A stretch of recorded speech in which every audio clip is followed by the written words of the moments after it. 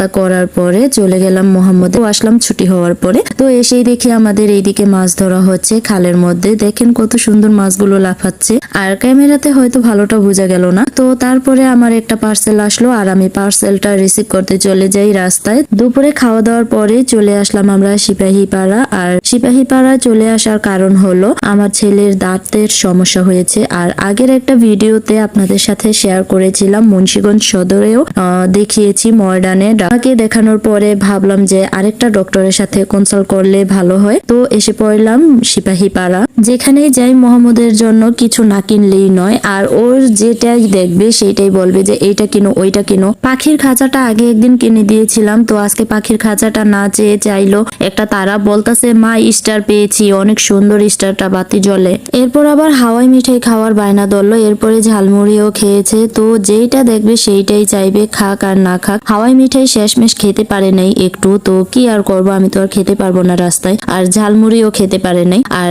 এখন চলে আসলাম ডক্টরের কাছে। আর ডক্টর ওকে প্রথমেই বলেছে যে হাবিজাবি কিছু খেতে না, শক্ত জিনিস খেতে না। সবাই দোয়া করবেন মোহাম্মদ যেন সুস্থ হয়ে যায়। দাঁতের গোড়া থেকে পুজের মতো পড়তেছে 2 মাস হলো, আর এর মধ্যে অনেকবার ট্রিটমেন্ট করেছি, অনেকগুলো ডাক্তার দেখিয়েছি, বাট এখন শেষমেশ এই ডক্টরের কাছে আসলাম। আমার মেয়েরও এইরকম দাঁতের সমস্যা, দুই দিকের দুইটা মাড়ির দাঁত ওর ক্ষয় হয়ে গেছে আর গোড়া উঠাতে হবে। বাট এখন বার্ষিক পরীক্ষা সামনে, আবার বৃত্তি পরীক্ষা আছে, তাই ওর দাঁত আর এখন উঠালাম না। পরীক্ষা শেষ হয়ে যাক তারপরে উঠাবো। রাতের সিপাহীপাড়া একেবারে ঢাকা শহরের মতো, যেমন যানজটে ভরা তেমন চারিদিকে ঝলমল করতেছে। যাই হোক, রাত 8:30 বেজে গেছে আর এখন শীতের সময়, আর শীতের দিনে দিন এমনিতেই ছোট হয়ে যায়। আর 8:30 বলতে অনেক রাত হয়ে গেছে, তাই আমি আর বাড়িতে গেলাম না, আজকে বোনের বাড়িতে চলে গেলাম সিপাহীপাড়া। তো ওদের বাড়িতে গিয়েই দেখি বিড়ালটা ঘুমাচ্ছে। আর বিড়ালটাকে কিন্তু আমি আরেকটাও শট নেওয়ার চেষ্টা করেছি, বাট তখন বিড়ালটা একটা বাটিতে দেওয়া দুধ খাচ্ছে, আর দুধ খাওয়ার সময় বিড়ালটা আপনাদের দেখাবে না, তাই ক্যামেরার সামনে থেকে চলে গেছে। আর এখন দেখেন কত আরামে ঘুমাচ্ছে। আমি এখনো ভেবেছিলাম যে উঠে যাবে,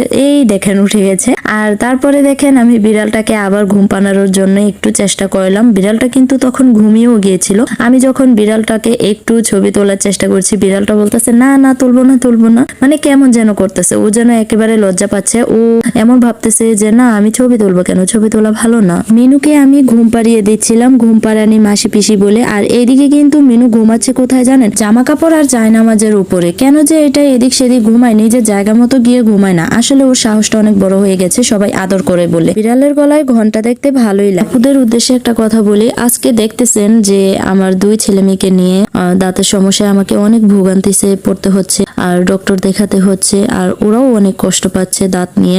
সন্তান গর্ভাবস্থায় থাকা